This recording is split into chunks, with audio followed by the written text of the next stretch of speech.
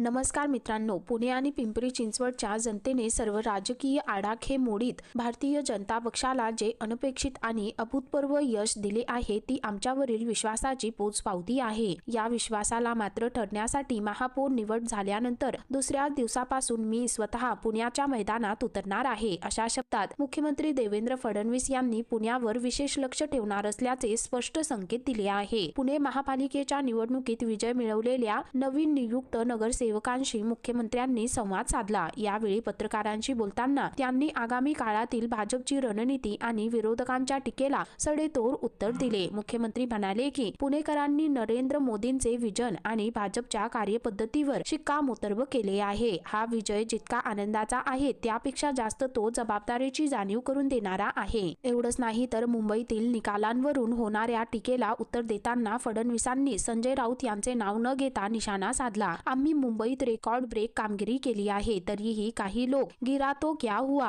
टांगे तो फिर ऊपर थी अशा शब्दात बोलत आहे। अशा बोलण्याकडे लक्ष देण्याची गरज नसते, असा टोलाही त्यांनी लगावला। तसेच एकनाथ शिंदे यांच्या नेतृत्वाखालील शिवसेनेनेही मुंबईत पहिल्यांदाच स्वतंत्र लढताना चांगली कामगिरी केली असून काही जागा केवळ अल्पमतांनी हुकल्याचे त्यांनी नमूद केले। देवेंद्र फडणवीस यांच्या या वक्तव्यानंतर आता संजय राऊत काय प्रत्युत्तर देणार हे पाहणं महत्त्वाचं ठरणार आहे। तर मित्रांनो, एकंदरीत संपूर्ण प्रकरण पाहता या संदर्भामध्ये तुमची काय प्रतिक्रिया आहे खाली कमेंट करून नक्की कळवा।